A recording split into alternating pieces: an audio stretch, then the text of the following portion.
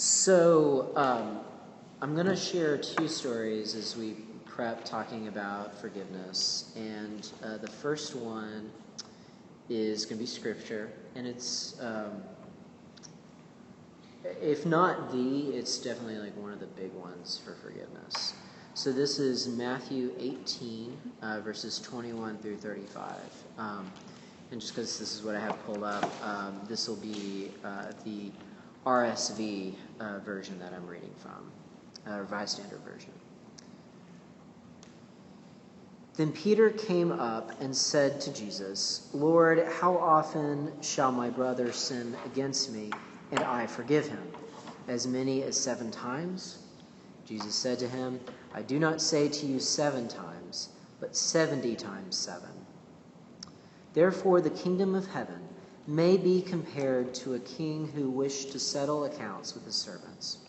When he began the reckoning, one was brought to him who owed him 10,000 talents. And as he could not pay, his Lord ordered him to be sold with his wife and children and all that he had, and payment to be made. So the servant fell on his knees, imploring him, 'Lord, have patience with me, and I will pay you everything.' And out of pity for him, the Lord of that servant released him and forgave him the debt.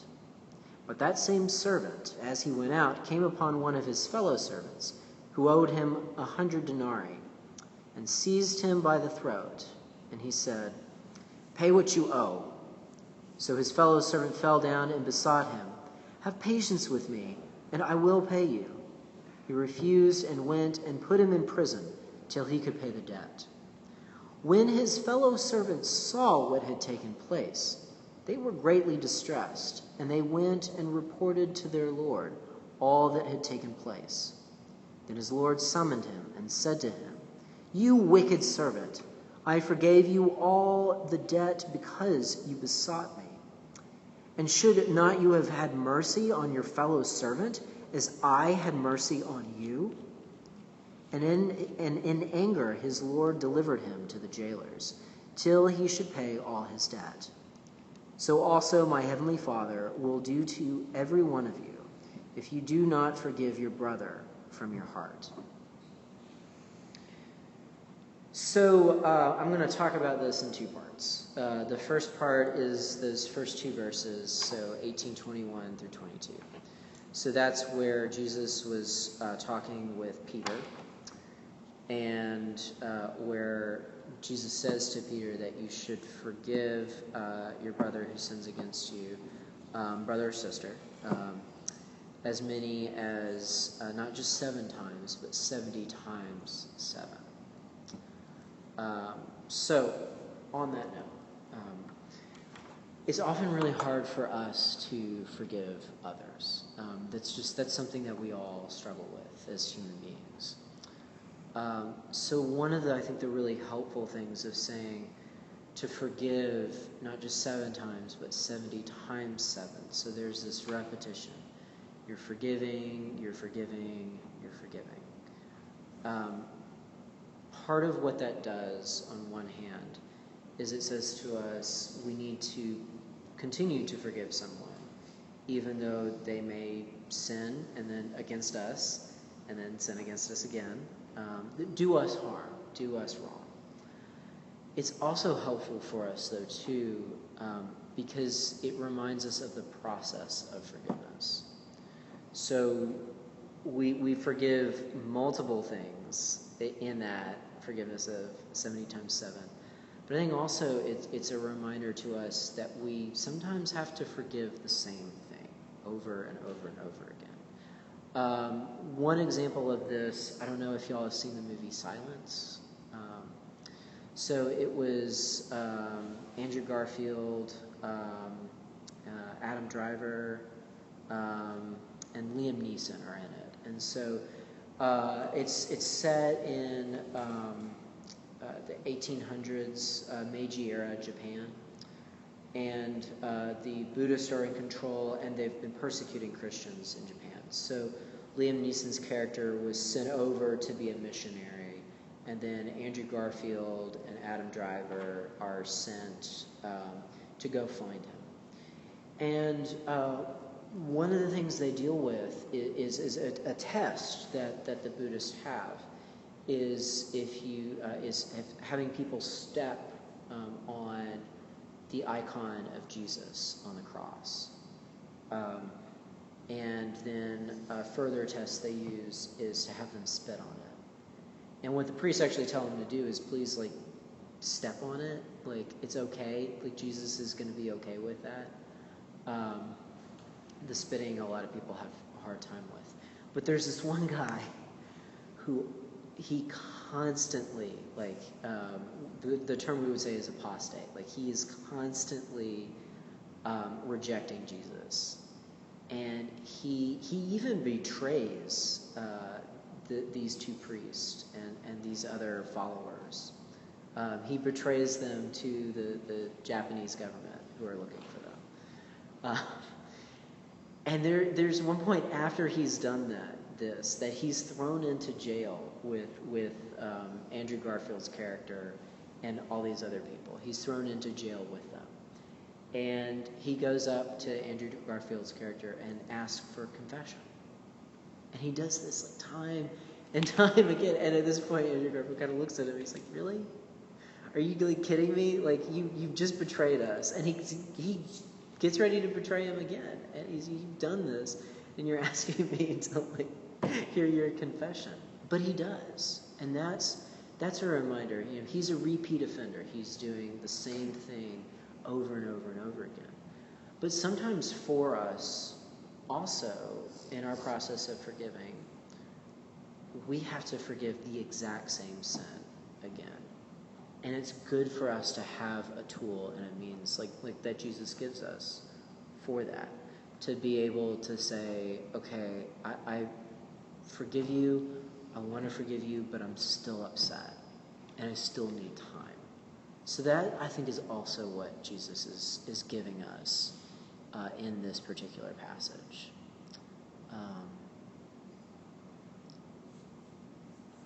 And he gives us the permission to do that. And to give us the tool to have a process. And that was what I was just looking at that I wanted to end with.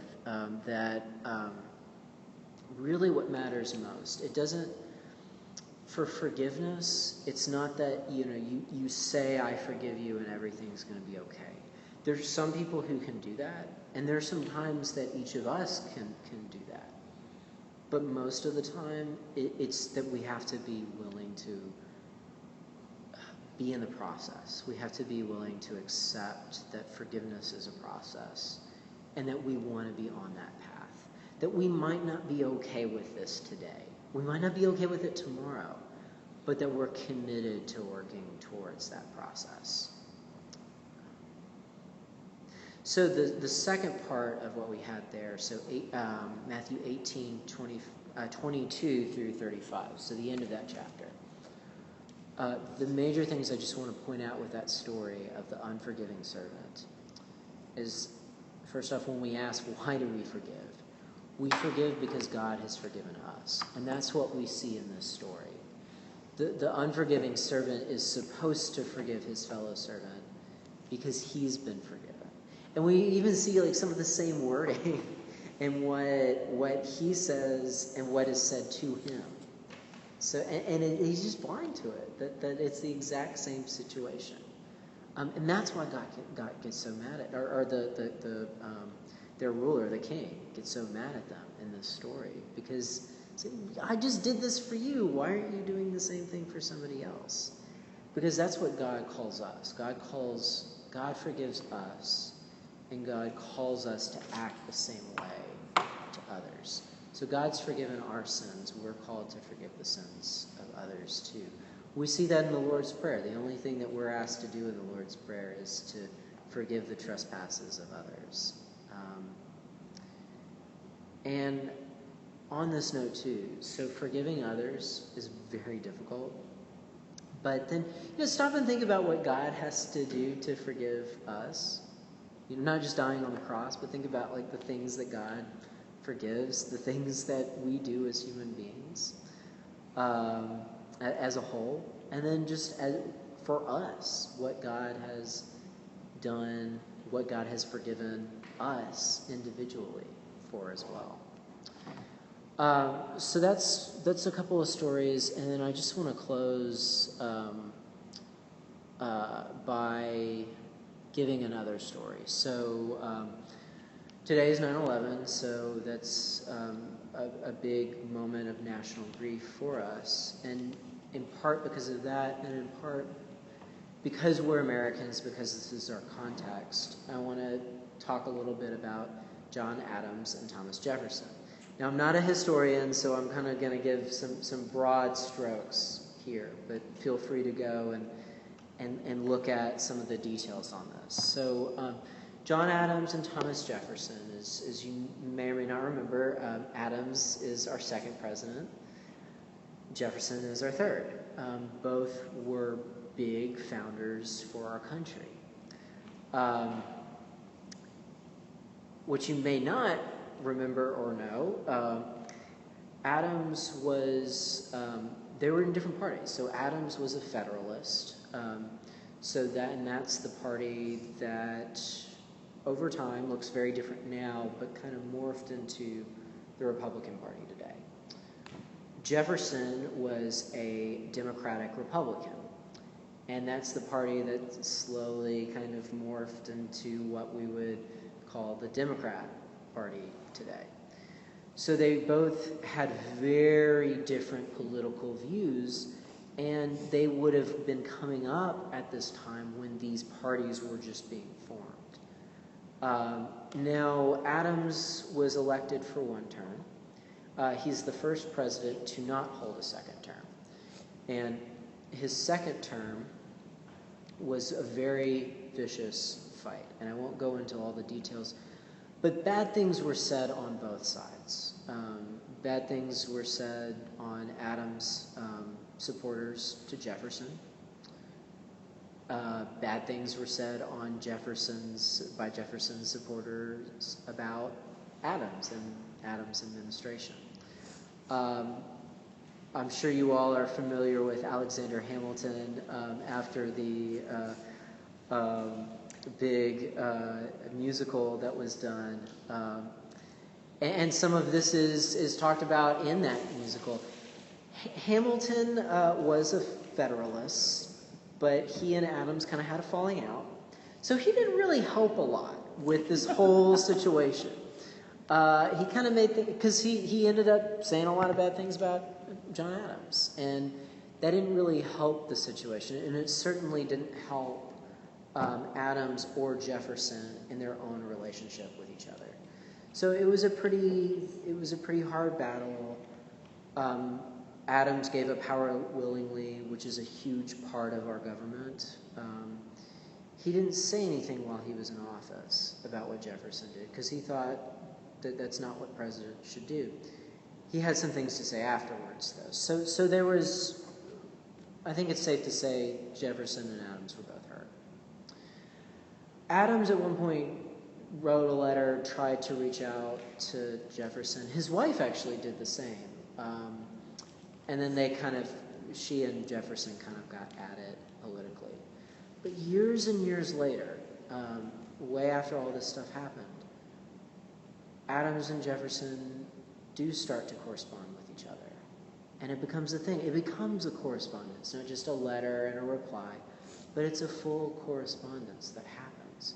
And so much later down the line, in 1826, it's July 4th, both of them are on their deathbed. And yeah, you may have heard this story that both of them, that Adams says, Jefferson still lives, and Jefferson says, Adams still lives. Adams was actually the second one to die, just to give some context there. But so there was that friendship that was back. When we look at this story, and again, I think it's important for us as Americans to see this story, and as Christians as well. So when it comes to things that we have to forgive, or that we need to forgive, or that we want to forgive, when it comes to hurt feelings, at some point what we're going to have to stop and say is it worth the friendship, fighting this out? Or do we want to be reconciled? Adams and Jefferson both had a lot of reasons to be mad at each other. But later in life in particular, they saw the value that their friendship was, that they had in this friendship together. And so they decided, well, let's let bygones be bygones. Let's be friends again. So that's something for us to think about and our own need to forgive, is the value of those friendships. Those are really, really important. Now, to kind of wrap things up too, there are times when friendship is neither helpful nor possible for us. So forgiveness can free us in that situation. So we can say to the other person, let's go our separate ways. I'm not going to hold a grudge against you, but let's go our separate ways. And there are times that there are people that it's not going to help us to have a friendship with them, unfortunately. Those are the situations where it will cause continual sin for the other person as well as us if we continue on that path. But we can, even with those people, there are situations where we can say, I'm not going to hold that grudge against you.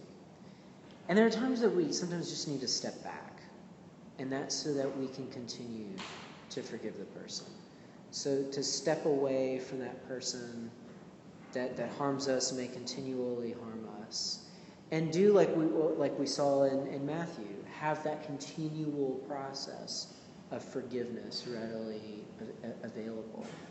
Sometimes we need that step back in our relationships with others, so that we can do that, so we can let the process of forgiveness work.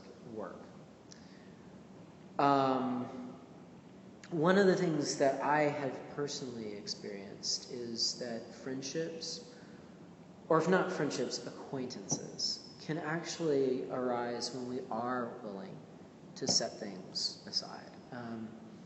So my story with it, I had a friend in college that we had butt heads quite a bit, and we were in a situation where we were going to be in classes every day, and he was concerned about, and I had people come up and say that he was really worried about this because we had this, and I basically said, look, like, we're going to have to deal with this. I don't dislike you. Let's, go on and try to do the best that we can do with this. And it turns out too, we were both trying to get our Habitat group going for the college. I was licensed as a van driver for the college at the time. He wanted to start this group up. We started working together. So that was a way, we had this common goal that we both wanted to see. And as I say, with the friendships or acquaintances, I don't know that either of us would necessarily have said we became friends, certainly not best friends or close friends. But I do think we could say that we were friendly with each other, or at least I would on my side. And I think we were both, at least I was much better for that. And so setting aside things, sometimes being able to forgive, sometimes having to be able to forgive, can help us to actually form relationships and better relationships with other people. And that brings me to my final point, because sometimes there are people that we do continue to work with. And so we do have to forgive that person. That's a situation where we can't step away. We have to actually forgive that person. And we do have to find a way to forgive. And again, that's where looking at forgiveness as a process really helps. Sometimes it helps saying to the person, we need to talk. I'm upset about this, and I want to forgive you, but it's gonna take some time, and that's okay as long as we're willing to be in that process. And that's what I hope all of you walk away with today, is that if you are dedicated to the process of forgiveness, that's okay. And you're going to get there. It's going to take time. So hold it up in prayer. Hold it up to God. Say, hey, I'm really mad at this person, and they really are getting on my nerves. Or even just like, God, this person really wronged me, and I'm really upset with them. And sometimes it'll be like, I don't know how you do it, God. How are you able to forgive all of us for this? But having that conversation with God helps. Having the conversation with the other person helps.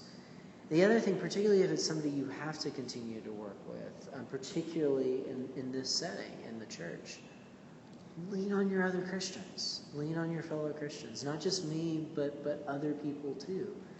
Because that's part of our baptismal vows, is that we will help each other to uphold those vows and uphold that ability to forgive. So hope this is helpful. Hope this will feed into what we are doing for our diocesan program for practicing forgiveness. And thank you all for being here. Thank you. Good.